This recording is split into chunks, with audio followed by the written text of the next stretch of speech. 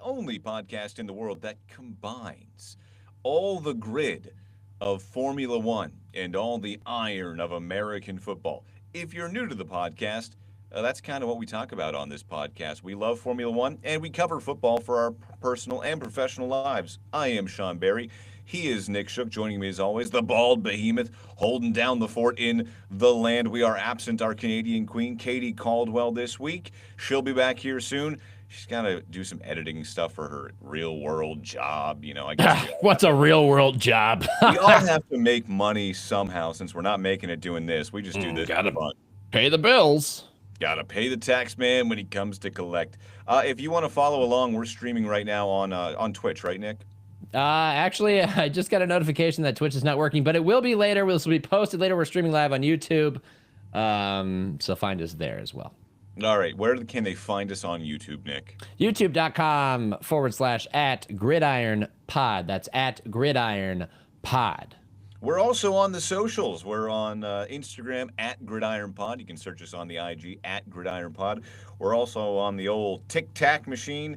It's at the.gridiron.podcast. Find us on TikTok. And you can also email us if you're an OG. You can email us at thegridironpodcast3. That's thegridironpodcast number 3. Damn those other two. At gmail.com. We do love hearing from you, and we like to read your emails out on air. And if you have any fun segment ideas for us, send them our way. We are going to talk about what was Wild Card Weekend in the NFL first, and then we're going to break into some Formula One. Not too much happening on track at the moment. Have had some cars on track. We're waiting for the livery announcements here coming up in the next week as well. And very quiet in the F1 world right now. So we're going to stick mainly to football tonight, but we'll talk a little bit of F1 here coming up. Nick is our resident NFL.com talent writer. You can find his work on NFL.com. He does the whole QB index, so send your hate mail to him, not to the gridironpodcast3 at gmail.com. Don't send your hate mail to us just because you don't like Nick leaving your quarterback out of the top 10, which, Nick, who'd you leave out of the top 10 this week?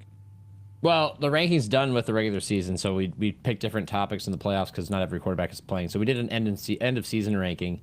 But you know what's funny is after getting the pissed off weekly rankings, everybody by the end of the season kind of understood where their team, resided and where their quarterback resided. Most of the anger is on Instagram. People have not DM'd me in a couple of weeks. People were very angry about Shedeur, but what's funny is I went on Cleveland radio yesterday, day before, and gave my analysis of Shedeur, which is that I could see him being a plus version of Jacoby Brissett in his career. That's his ceiling. And despite one of the co-hosts vehemently disagreeing with me, most of the listeners were on my side. So it seems like everybody's just kind of calmed down in the new year when it comes to quarterbacks, especially the one wearing 12 in Cleveland. Everyone's calmed down. You're like, yeah, you're right. He's not the savior of the franchise, but he's not going to suck. I mean, mostly. He sucks sometimes, but sometimes. He's not your future. He could be a good backup. He's not your future. Exactly. We're not talking about Shedeur Sanders, though, this week on the Gridiron Podcast. We will talk about Wild Card Weekend. Nick, where do you want to start? Well, we had some bombshells that had to do with your team, so why not start there? Let's start with the Pittsburgh Steelers. Going into Monday Night Football, hosting the Houston Texans in the wild card round. Haven't lost on Monday night since 1991.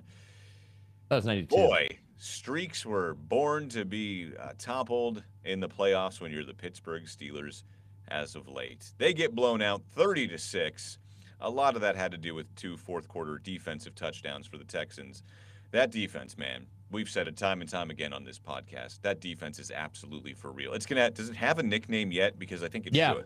When DeMeco Ryans took the job, he said he wanted to operate with a swarm mentality, swarm in all caps. I can't remember what the acronym stands for. They do swarm to the football. You do not get a lot of yards after contact. You do not get a lot of yards after catch. It's insane how they wrap up, they tackle so well. I have nothing but good things to say about that Houston defense. That defense, that could be, the Purple People Eaters. That could be the Steel Curtain. That could be, that defense the Legion of Boom. It could take you to the Super Bowl, I think. Oh, by the way, I know what the acronym stands for. Okay. Special work ethic and mindset. I don't like that nearly as much as the Steel little Curtain disappointing. or the Legion of Boom. Don't like that nearly as much. Underwhelming. We can just call them the Swarm. They're not underwhelming though. They are not underwhelming. They did swarm that Steelers offense. They made Aaron Rodgers seriously contemplate retirement again after they sacked him, forced a fumble recovery for a touchdown or return for a touchdown, and then returned an interception for a pick six. It was a terrible night. It was a terrible night if you're a Steelers fan like myself. And then not 24 hours later, Mike Tomlin says, "Peace out." Yeah, I never thought I'd see the day. The fan base that, I don't know, a month or so ago was chanting "Fire Tomlin." Tomlin said, "Fire me, I'm firing you. I'm out of here." Fire me? I fire you. Yeah. You don't fire me, I fire you. It was a bit of a shock, if I'm being honest. I think everyone in the city really had that same reaction. It came out of nowhere. I didn't think the Steelers were going to fire him. I didn't think he was going to step down or resign. But overwhelmingly, I think the reaction in Pittsburgh to this is, wow, okay, about time. Like, there's not many people that you'll find, there's not many Steelers fans that you'll find that are upset by this move. There was that feeling that it is time to go. Like, how many times are we going to try the same thing over and over and over and expect a different result? And if this marriage isn't working out anymore, it's time to go your separate ways. And I think it was. And we can say thank you for the 19 years, the 19 winning seasons, the Super Bowl, the 2 conference championships, the 8 division titles that Tomlin helped deliver the franchise. But we can also say, okay, you're approaching Marvin Lewis territory here. You've lost 7 straight playoff games. Like, there needs to be a light at the end of the tunnel here. I think that when a team, how many double-digit playoff losses in a row? 7 now? 7. All 7. The Steelers have not led in the second half of a playoff game in either of their last 7 playoff games. Yes, and so when the final defeat of the season is so lopsided, there is an instinctual reaction from fans that somebody must pay for this. We must have some bloodshed of some sort. A coordinator has to get fired. A player needs to get traded. Yes, exactly. And Tomlin stepping down kind of provided that. Now, you're right. Like, everybody thought, yeah, it was about time. This makes a lot of sense. And I can't disagree. It's just that it also throws the Steelers into this uncertain territory that they have not been in so long. Like, let's think about the Steelers. Ben Roethlisberger retires. You don't have a quarterback. You think Kenny Pickett's going to be the guy. He's not the guy. Russell Wilson, Justin Fields experiment that lasted a year. Throughout all of the uncertainty, the one guiding force that would keep you on the track, that would guarantee that you wouldn't finish with a losing season, which is an incredible privilege, by the way, was Mike Tomlin. Now he's gone. Now there's no guarantee what the hell the Steelers are going to be because they still don't have a quarterback. I don't think Aaron Rodgers, if he's going to play another season, is going to come back now that Mike Tomlin's not there because he came to play for Coach T, as he called him. It has all the makings of a team that is going to linger at 500 or worse next year, which would be a step back. But in sports, in basketball especially, but also in football, the worst place to be is mediocre, is around 500, never much higher, never much lower, because you can never get a draft pick high enough to truly transform your franchise, and you're never going to get to where you want to go while you're in that in-between space. So perhaps in the long run, it is best for the Steelers and Mike Tomlin to part, and for the Steelers to take a step back or two in order to retool, get the draft capital they need to then become the team that they once were by getting top-tier blue-chip talent in the first round, namely at quarterback. And if ever there was a time for the Steelers to post a losing record and get a good draft pick out of it, it's going to be next year because the quarterback class coming out of college next year is going to be freaking loaded. Yeah. So this isn't going to be that 2021 quarterback class. This is going to be a good, or was it 22? Whatever it was. This is going to be a good quarterback class next year. Dante Moore just announced he's going back to Oregon. You're going to have Arch Manning coming out. You're going to have a lot of quarterbacks coming out of college next year. I agree with you. I think Sayan might be able to come out too, when I think about it, because he was, I think he redshirted after his freshman year. He played last year. He'll have one more year. That'll be 3 years of eligibility, so he could come out too. You also might have Ty Simpson. He's already declared for the NFL draft, but in this day and age, you can declare for the NFL draft and then go get a bag from Miami or somewhere else. I don't. So he already said he was getting bags from Ole Miss, from Miami, and he turned all of them down in favor of going to the NFL because he didn't want to ruin what he'd built at Alabama. And oh, by the way, Dante Moore going back to school means Ty Simpson's now next in the pecking order behind Fernando Mendoza, Which, good luck, Jets, because I don't think that's a guy that you want to take that high in the draft, but it might be what you do out of necessity. So I think he's gone, but the group is going to be strong. So, like, it's not all nightmares and disaster for the Steelers. It's just that now they have to nail a head coaching hire. They've only made 3 hires since 1969. This is not a place the Steelers... They nailed all 3. They're batting 1,000. But this is not a place that they reside in. So they're very unfamiliar with it, which is why it's so intriguing and fascinating as we enter, the later stages of July into February to see which direction they go in. It's also gone from a coaching market that was so boring to suddenly incredibly spicy, like too spicy to eat without a cup of milk nearby to tamp down the spice. 10 head coaching jobs in the NFL. 10. That is nearly a third of the league. And aside from John Harbaugh and Mike Tomlin, who are not going to switch teams, you don't know where anyone is going to go in this market. The prevailing thought, though, is that Mike Tomlin is most likely going to take a year off, whether he just goes and lays on a beach somewhere or does broadcasting for a year. I think he's going to do TV. Like that.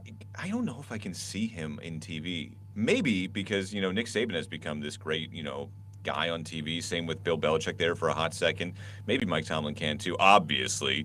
But the great thing is, if, like Sean Payton with the Saints and the Denver Broncos, if a team wants Mike Tomlin's services, either this year or next, they're going to have to give the Steelers something because they still retain his rights since he stepped down and was not fired. So there is a silver lining to this. I think it was time. It was a shock all the same. I didn't think this is not a move. You go home after losing to the Houston Texans on Monday night and go, you know what? I think that's it. This was definitely premeditated, thought out for a long time. This is the last ride. When he came to that decision, I don't know if we'll find that out for a long time. We may never find it out. But regardless, it was great to see what he was able to do in those 19 years with the Steelers. Nick, I was in the 8th grade when he was hired. Yeah, so was I. When Bill Cowher stepped down, a year removed from a Super Bowl, and Mike Tomlin was hired, a 35-year-old defensive coordinator from Minnesota. Whatever the middle school for Carlington was named, that's where Sean was attending school at the time. We didn't have middle school. I was at Carlington Senior High School in Pittsburgh. There it is. There's the answer. I don't even know if his voice has gotten deep yet. I came out of the womb like this, man. You're like, wah. Gaga. Want my bottle. What we did find out this week was that another coaching change, the John Harbaugh move, was a decision that had been made for weeks prior. Yeah. Ravens owner Steve Bisciotti had a lengthy press conference in which he delivered some incredible quotes, kind of Godfather-esque, a couple of them, and basically said that had Tyler Loop made that field goal against the Steelers to send the Ravens to the playoffs, John Harbaugh would have had his job for one more week. He would have been gone regardless, which is funny because you juxtapose that against how he fired Harbaugh, which is via a phone call as Harbaugh was leaving the facility on a Tuesday. He knew he was going to fire him for weeks, waited until Harbaugh was driving home before he fired him over the phone. And he said since then that he regrets doing that. He apologized for that essentially, but he acknowledged that it was time to move on. And so we now have 3 of the 4 teams in the AFC North are all looking for head coaches. And somehow, by the way, Zach Taylor has outlasted all of them. How is Zach Taylor the one guy? It's like the Will Smith Fresh Prince of Bel-Air meme where he's just like sitting in the living room by himself. Furniture's gone. Yeah. What? How is Zach Taylor the one that survived all of this? Because the Bengals are notoriously tight with their money, and I think that they didn't want to pay his buyout. And the funny thing, too, with the Steelers coaching search, so I was talking to one of our sports reporters today, and we were just going over, how good of a job is this? What kind of coach do you go get? And, he's like, you got to get an offensive mind, but if you have an offensive mind, you need the young quarterback with that. I said, well, that's not a problem because we don't have that. We don't have a young quarterback, so we can go get whoever we want and then go get the quarterback later on. Yeah, exactly. So it's a whole new world for the AFC North, and there are many other coaching openings that are gaining a lot of attention. You look at New York, John Harbaugh is considering the Giants and the Titans and the Falcons as his inside track 3. A lot of moves to be made in the coaching circles, but I think that we should really bring it back to the field because. Well, hold on. I have one more question for you because last week I talked about the funniest thing would be if Kevin Stefanski went to Baltimore and the Browns had to play him twice a year. Would it be funnier, in fact, if he went to Pittsburgh instead of Baltimore. It would be the funniest if somehow Harbaugh ended up with the Browns and you got Stefanski's Ravens versus Harbaugh's Browns. That's not going to happen, but it would just be hilarious if they just changed the roles. I think, honestly, I think the best place for Stefanski is New York, but we'll see what happens with him. Probably agree. Yeah, let's go back to the field. Wild card weekend. Texans just wallop the Steelers 30-6. You know, life as usual in the Steel City these days. But there were some bangers over the weekend, Nick. I mean, we were getting spoiled by an insane wild card weekend. You start with 2 great games on Saturday. You had another 2 great games on Sunday, followed by what were the 2 worst games on Sunday night with the Chargers and Patriots, and then on Monday night with the Houston Texans and the Pittsburgh Steelers. Start on Saturday. What do you want to start with? Just go in chronological order? Yeah, we'll go chronological order. So we'll start with Rams, Panthers. Who thought this one was going to be good? Yeah. I did. I didn't. I thought this was the easiest game to pick of the weekend. I saw that 10.5 line, and I'm like, no way. No way. The Panthers took it to the Rams the last time around, and for some reason, the Panthers just love to punch above their weight. Lose to the Falcons. No, sorry, they swept the Falcons this year. Lose to the Bucks. Lose to the Saints. Beat the Rams. I don't know what the Panthers are. I don't even think they know what they are. But, man, was that a fun game. Yeah, I think that the Rams kind of did what the Rams do, which is, I mean, they looked like the dominant team earlier. They went up, I think, 14-0, and it was too easy for them to score in both of those drives. Puka Nacua just shredding them, Matthew Stafford shredding them. And then suddenly they get a couple of breaks their way, and they capitalize, and we have a tight game, a back-and-forth game for the rest of the contest. Bryce Young, I think, earned what eventually became his 5th-year option. The Panthers picked that up this week and proved that while he's not perfect, he can play, in the big moments and deliver. And the Panthers did a great job of staying in that game. It's fitting that the game ended with, Matthew Stafford throwing a touchdown pass to a tight end because the Rams love this 13 personnel, 3 tight end group. But credit to the Panthers for battling and making it a really interesting game. And signs of concern still for the Rams, who, they became themselves again in the second half against Arizona in Week 18 and kind of reverted back to the struggles that they've experienced before. Stafford's accuracy was really bad in the third quarter. He was dealing with a finger injury, which he said is not going to be a problem. But I am still concerned about it, especially as they get ready to face the Bears this weekend. Overall, a great way to start Wild Card Weekend that only got better, Sean, on Saturday night. And why is that?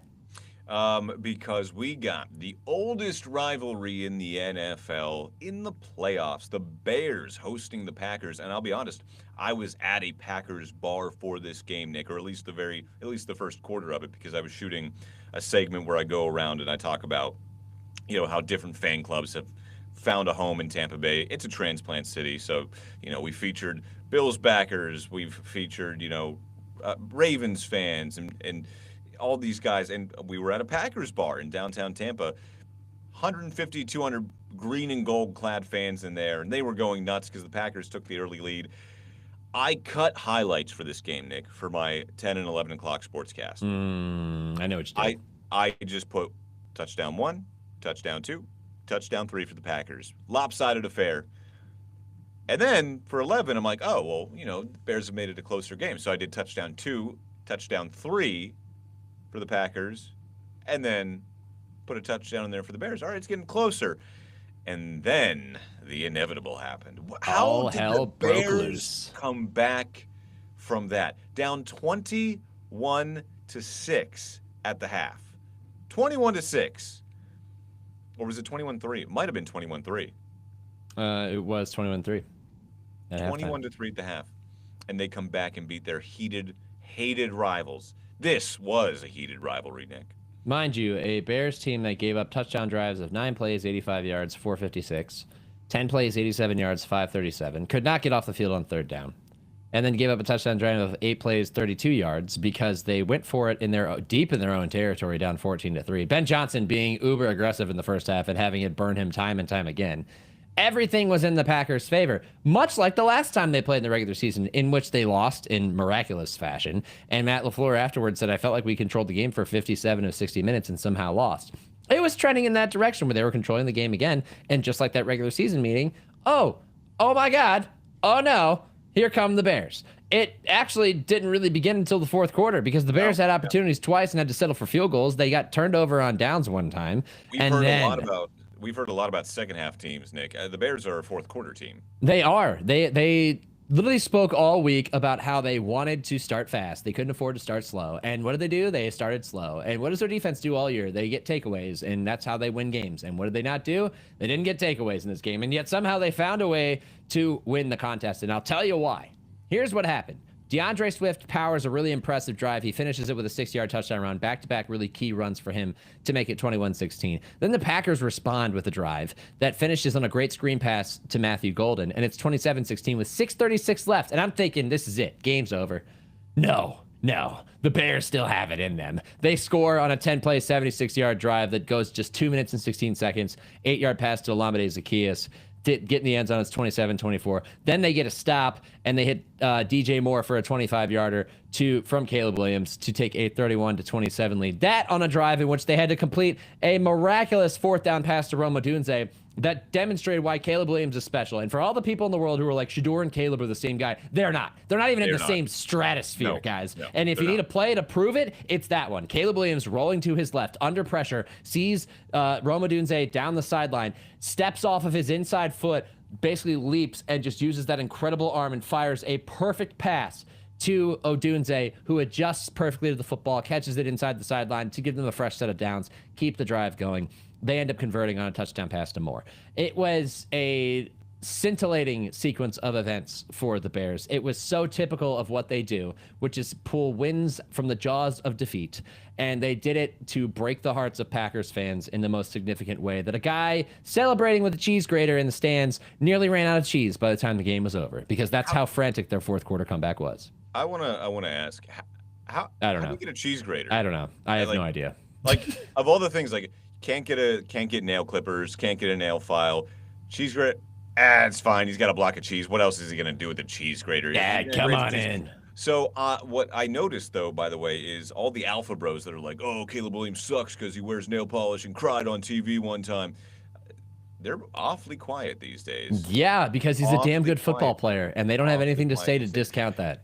Do the Bears, Nick, dare I say, do the Bears have a little team of destiny in them? A little bit. They got a little bit. Now, look, okay.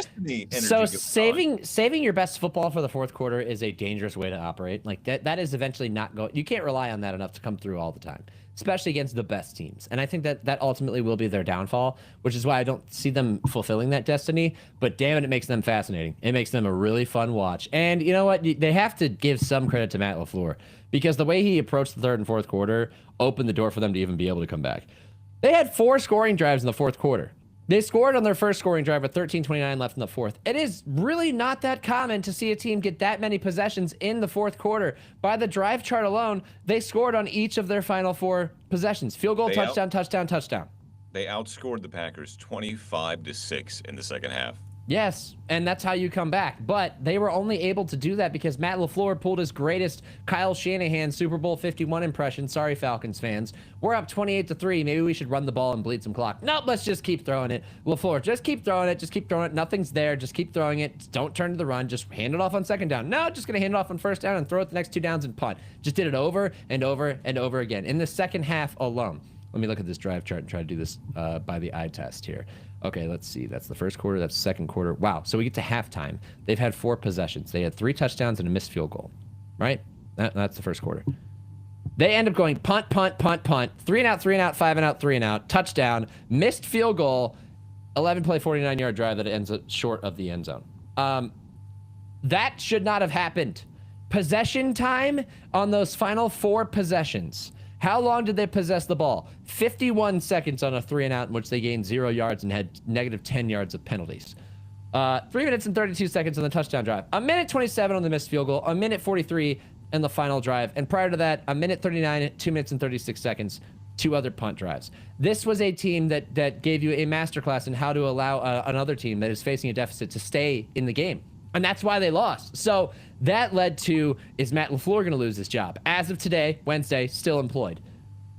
I wouldn't bank on it being 100% that he's still going to be their coach because they continue to do this. They did this multiple times this season. They have had good teams that have fallen short of expectations over and over again. It's becoming they're a trying trend. to extend him, apparently.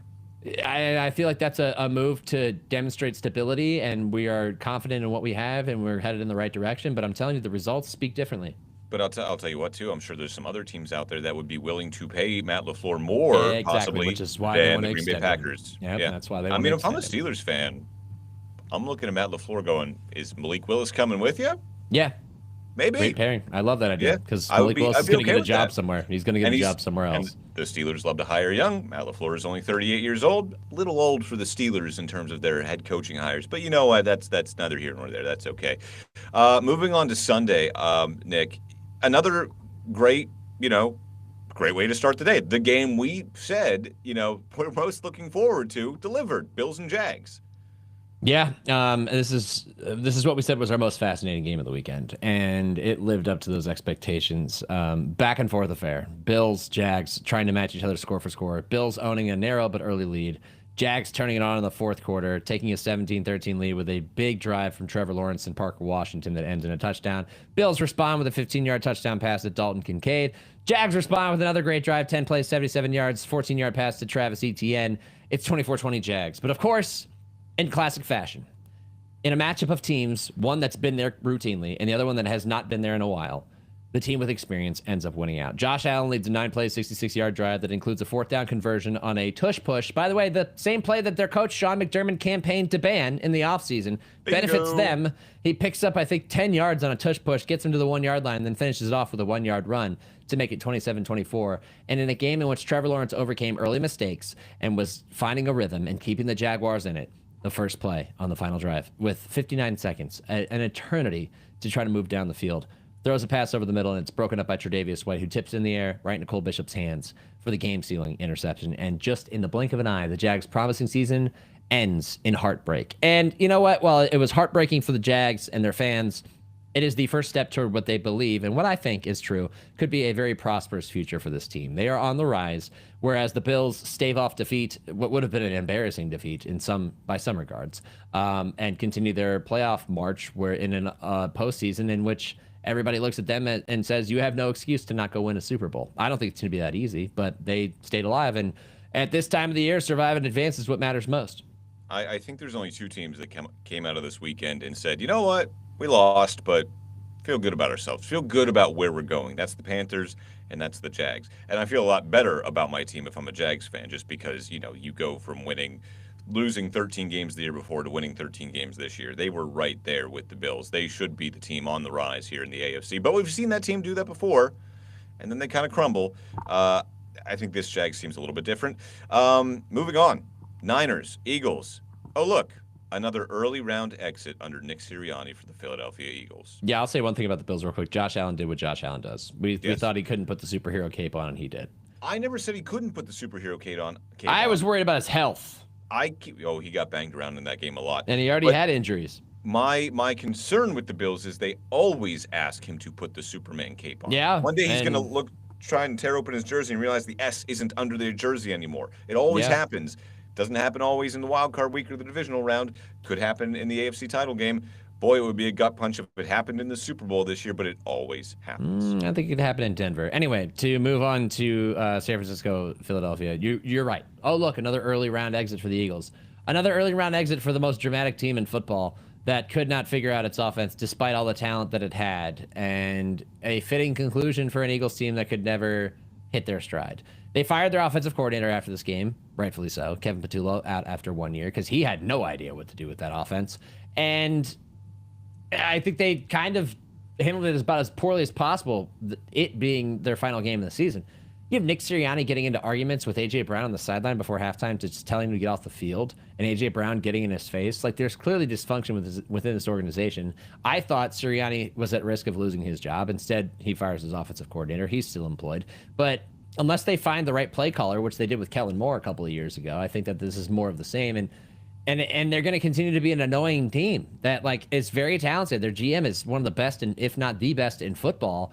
And yet their coach cannot seem to maintain a grip on this operation, and they crumble. And it was just so perfect. We had so many fitting endings this weekend that, given a chance to go down and score the game-winning touchdown, the Eagles instead call a timeout before a crucial fourth down, gotta have it play, and draw up one of the worst options possible for their quarterback. Like, just a dysfunctional operation across the board, and their season ends. Now, credit to the 49ers. They continue to pull rabbits out of hats by being competitive despite losing a ton of talent. They have lost so much talent to injury this year. Lost more in this game.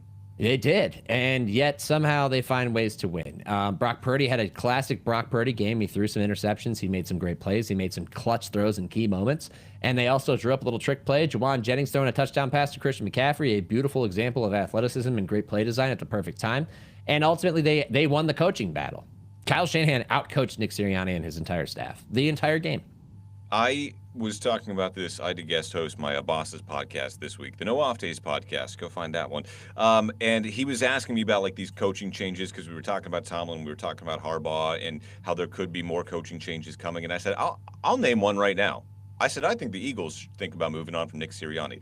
There is clearly, like you said, dysfunction, not just in that locker room, but in that organization, and also dysfunction between Sirianni and the fans. Remember, his job was on the line 2 years ago, goes out, wins a Super Bowl. All is forgiven. And I'm not saying it's such a knee-jerk reaction to say, okay, it's another early playoff exit, you should be fired. That's not the reason I'm saying he should be fired. When you look at the body of work, yes, absolutely, has a Super Bowl. Should there be more? Been to two. Yeah, should there be more? Should there have been more success? We're going to start talking about Nick Sirianni like he's Mike Tomlin. Like, yeah, I see what you're doing, but is it really you? Like, what are you doing? What are you doing? Are they winning in spite of you at this point? That's the tough part about this, because if you look at the resume, he has the same resume as Mike Tomlin in terms of total Super Bowl appearances and Super Bowl victories. But his team, as currently constructed, is superior to what Tomlin has worked with over the last, 9 years. Yeah. And he still comes to the same result. What it really looks like to me more than anything is like, this is all very hypothetical and I guess kind of wishful thinking, but let's think about what the Eagles might look like if their old coach, Andy Reid, was their coach. I think they probably would have won a couple more Super Bowls by now, and they certainly wouldn't be the nightmare offensively that they've been this past season that they were 2 seasons ago. So I think that it's valid to question whether they should have him, but winning a Super Bowl earns you goodwill. How much goodwill does it earn you? At least one more year. If they are the same mess that they were this year, I can't imagine him staying beyond that. He almost, like you said, got fired a couple of years ago, managed to hang on to his job and win a Super Bowl. I just don't see him pulling off the same turnaround next year. Not with there's like toxicity in that building, among the players and him. And I think that like he's a coach who has never ditched the whole like bro athlete mindset, and it just shows at the worst possible time. So disappointing for the Eagles, not surprising. And congratulations to the 49ers for making it another week. Will they win this week? I don't know. I feel like eventually their injuries are going to catch up to them, and we'll see what happens ultimately. But like if I'm going into this weekend, they're playing the Seahawks. I expect the Seahawks to win that game, and this is where their run ends. But you know what? The fact they got to the divisional round with this team, as banged up as they are, great job by Kyle Shanahan. Golf clap for the 49ers with how many people they're missing and continuing to miss now that George Kittle has torn his Achilles. Last game of the weekend, we talked about the Texans Steelers, so we don't need to talk about them anymore. But Sunday Night Football was Chargers Patriots. Yeah, we just worked through the 4 really good games. Now we get to the 2 clunkers. Oh my gosh. I'm watching this game, and because it was on network TV and the broadcast window was open, I knew I wasn't going to be able to have any highlights from my either 10 or 11 o'clock show. Not that there were really any highlights to show you. I had the 9-3 scoreboard in there, and then like during the commercial break, my producer updated it. He's like, "Hey, Patriots scored a touchdown. I'm gonna update your graphic." All right, cool. And then my script, it was like, "We had a field goal bowl. Patriots just scored a touchdown." I was like, it feels like this game is like completely over because the Chargers have not been able to do anything. Look. I mean, when you're missing, 2 All-Pro offensive linemen, right? Mm-hmm. Both your starting tackle. Well, I don't know if I would say Joe Alt is an All-Pro. It's his first or second year, but like he is first year. He was going to be. He's a tackle who could become an All-Pro. Yeah. But we knew we knew it wasn't going to be a long stay in the playoffs for the Chargers. We didn't know it would be this bad. I had a feeling. I told you I was getting. Remember, I said rock fights a lot last weekend. This one felt like it was going to be a rock fight, and it sure as hell became a rock fight because the Chargers can't protect. Their offense is uninspired. Greg Roman, I think the game has passed him by. None of his receivers, which they had talented receivers, were open. Herbert never had time to throw. The running game is non-existent because of the offensive line. And Omarion Hampton only played 2 snaps because he has a bum ankle that he couldn't play through. It's a low-ceiling operation, and unless their defense gets you takeaways and puts you in scoring positions, which they did early, and the Chargers didn't cash in, you're probably going to lose. You have to win with toughness, winning in the trenches on the defensive side, and hoping that Justin Herbert can somehow, again, play Superman and lead your offense. And against this very aggressive, opportunistic Patriots defense that just slammed the door shut on them in the second half, that was not possible. And that's why we ended up with that lopsided win for the Patriots. Even though 16-3 isn't lopsided, it sure felt like that. And then on the Patriots side, Drake May struggled. He had some struggles, like first time in the playoffs, very understandable, but he made some great throws and some great plays in key spots, and especially in the second half. The touchdown pass was the greatest play of the game for either side. It was a perfectly thrown ball, and it finished the game. At that point, we knew this game is over. Mike Vrabel can go start celebrating because we know the Chargers aren't going to do anything. And a really disappointing conclusion for a Chargers team that I think overachieved again for a second straight year, and now needs to look internally and go, how do we get past this? Because getting to the playoffs is no longer just enough. So real quick, I said last week, I don't think we really know what this Patriots team is because the one knock on them was their Charmin soft schedule. I still feel like we didn't really learn that much about them through this game because it was such an ugly game. You mentioned the Chargers need Justin Herbert to put that Superman cape on again. He has not done that in either of the 3 playoff games that he has started as quarterback for the Los Angeles Chargers. No, 0-3 in those games. Yeah, he has as many touchdown passes in the playoffs over his career as Juwan Jennings has. There's a stat for you. Yeah, I mean, you could look at him as a regular season merchant at this point. I think that game against the Texans last year was still the worst showing that he had because their offensive line wasn't good in that game either, but he had as many picks in that game as he'd had all season. He had more than he had all season in that game. Like, he just self-destructed, that whole operation did. This time around, I don't think he really ever had a chance. When they went for it early and didn't convert on 4th down with the pass to the end zone, I was like, that might be their only chance to score a touchdown. And it was. And the Patriots defense looks like world beaters now because they just played a Chargers low-ceiling offense. We'll see how that looks going into the next weekend because it's going to get a lot tough. Well, maybe not that much tougher against the Texans offense that kind of resembles the Chargers in some ways. Right, a little bit, yeah. All right. We already talked about the Monday night game. We don't need to get more into that. Texas defense is good. Steelers offense is bad. Let's pick these games real quick. That's what I want to do. Let's start off 4:30 Saturday. Bills at Broncos. Nick. Okay. I may be seen as a Bills hater, and you know what? I'll lean right into that because I still think there's a level of fraudulence to them that they're not going to be able to escape. However, yeah, the fraud alert was alive all season long, you said. Yep. I think that Josh Allen is going to make them competitive and be a thorn in the Broncos' side, but ultimately the Broncos are going to win. I have Broncos 24, Bills 22. The home field advantage, the Broncos' opportunistic defense, and the Bills' injuries. They lost 2 receivers to ACL tears on Sunday. They lost Gabe Davis and Tyrell Shavers. They're down to 3 healthy receivers in the active roster. They're going to have to promote at least 1 more. I think that is just going to be too much to overcome, and the Broncos are going to win that game. What say you? I'm counting right now. 1, 2, 3, 4, 5, 6, 7, 8, 9, 10, 11, 12, 13.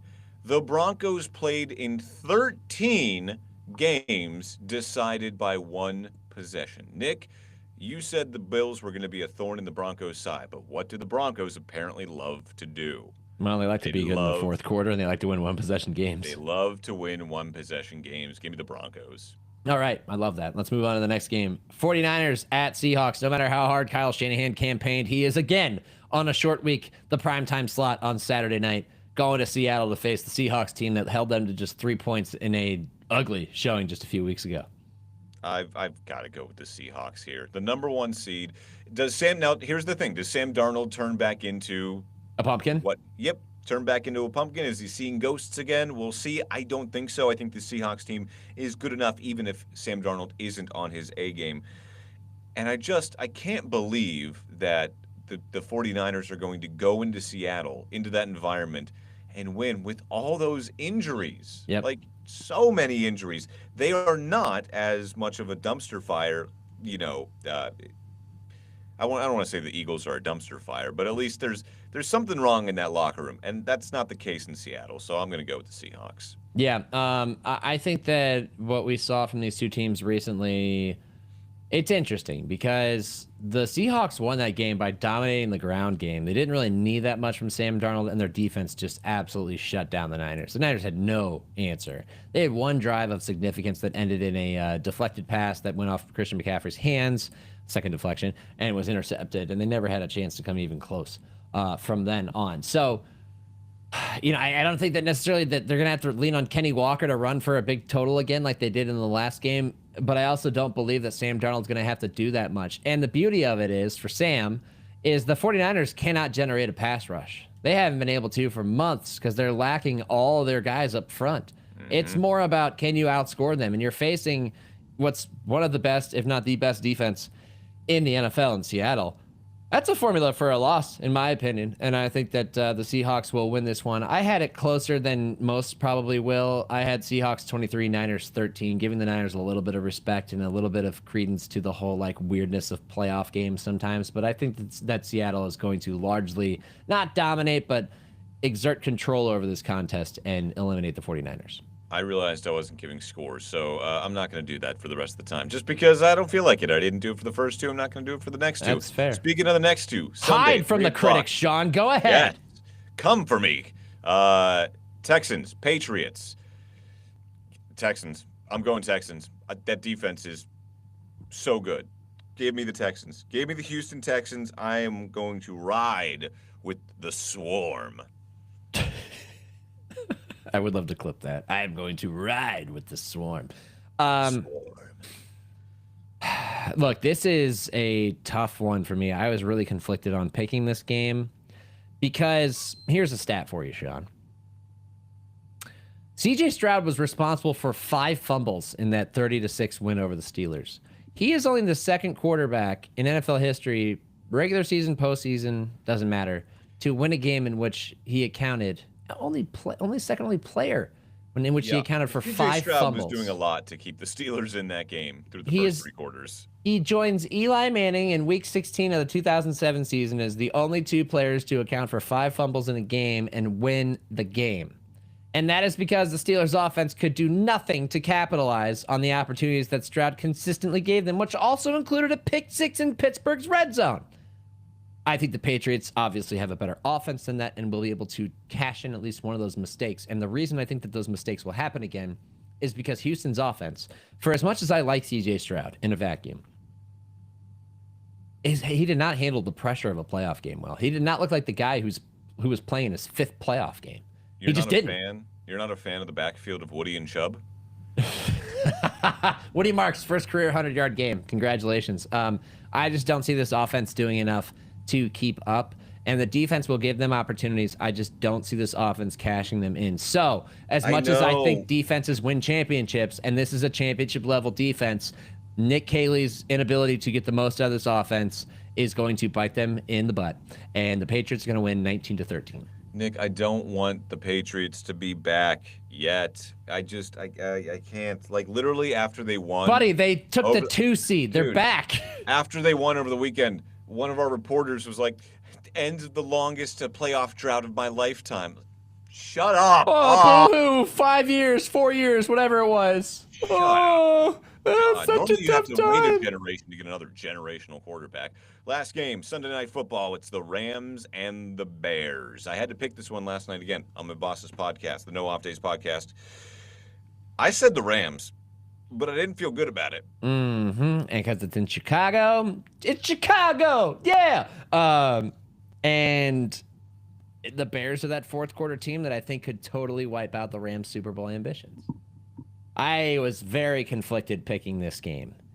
But what I think, I think back to Stafford playing in Atlanta a few weeks ago and just throwing pick after pick after pick. And the Rams not looking like the machine they were before. And I thought, man, that could happen against Chicago. They're a takeaway-friendly team.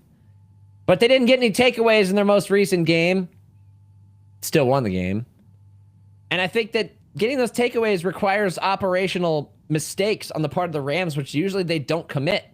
So if Stafford can play within himself, he's got Devontae Adams to dice up a defense in the red zone. He's got Puka Nacua. He's got all those tight ends. He's got Kyron Williams. They got a largely healthy offensive line. I think that the Bears defense, for as good as they are with takeaways, are a bend but don't break operation that broke a few times against the Packers, gave up a ton of third downs early in that game. The Rams could do the same thing. So, yes, the Bears have home field advantage. Yes, they have this fourth quarter magic. They have a quarterback in Caleb Williams I love to watch. But I think that in the terms of strength of team, the Rams come away victorious in a close one, 27-24.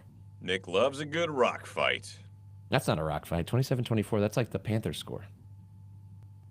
Wasn't it? Does rock fight only have to do with low scoring games? Yeah, rock fights are like back like and forth there was a Cardinals game in week 2 against the Niners that they lost 16-15. That is a rock fight. There we go. All right. That's the divisional round. Nick. That's 45 minutes. Yeah, and your gold chain and your tank top. Do we have any F1 news to talk about? No, I mean livery season is upon us, but we haven't gotten anything yet. Yeah. No, we haven't gotten anything. Cadillac revealed that they had a test livery. It's just a black car with a black Caddy logo on it. It's like silverish black. Yeah, it was pretty. It was real pretty. If we can switch gears real quick. What nice. Livery are you looking forward to most seeing? It's got to be Cadillac, right? Just because they're a new team. Yeah, Cadillac. Audi already gave you the base of it, which wasn't very inspiring. Breaking news, the Ferrari is going to be red. And the Red Bull will be navy blue. But something tells me Red Bull might switch it up a little bit. There's been signs. There's been signs. Might be a little less yellow in that Red Bull car. Otherwise, no. I mean, McLaren, they produce some great liveries. I don't like their stock livery that much, but their alternate liveries are great. No more lime green car. So goodbye. Bye, Kick, Sauber, Steak, something casino. Yeah. What is that? Chumba Casino, or whatever, the one that's getting advertised now? You know what? Well, V-Carb or, Racing Bulls. They always have a good one. They always somewhat come out with a good livery. So yeah. Livery season's upon us. It's that time of year where we're just talking about, whatever Haas will be black and red. I promise you that. With some white. You know what? If they could go back to that gray livery they had, that's kind of cool. I need some color, though. Okay, so I have a theory. And I don't know if it's going to apply, but in football, in basketball as well, baseball never really had a huge change. All the uniforms are going back toward what they call the modern classic. Yes. You're getting a lot of just classical elements that you saw in the 70s and 80s on the uniforms. I would not be surprised if we saw a little bit of F1 turning back the clock to like the early 2000s, late 90s, which was ambitious at the time, but it would be different than what we have right now. I don't know. We'll see. I'm excited for it. I hope that Mercedes goes full silver again. I like the full silver look. I agree. Great. They don't need black on the car anymore. Quit trying to toe the line between black and silver. Just be silver. Be full silver. You are the silver arrows. All right, that's cool. 47 minutes, Nick. For Nick Shook, the absent Katie Caldwell, I'm Sean Berry. As always, if you like us, like, subscribe, listen, share us. You can find us on Instagram at GridironPod, on TikTok at the.gridiron.podcast, and on YouTube, where, Nick? YouTube.com/@GridironPod. You can also email us at the Gridiron Podcast 3. That's the Gridiron Podcast number 3. Damn those other two. Oh, he's been watching musicals lately. Yeah. At gmail.com. Oklahoma. For Nick Shook, I'm Sean Berry. As always, live life in the fast lane. We'll be back next week for episode 94. Good night, Canada, and good night, Moon. Chicago Bears. Da, da, good night, Chicago Bears. You had a fun season, but it's ending now. All right, goodbye.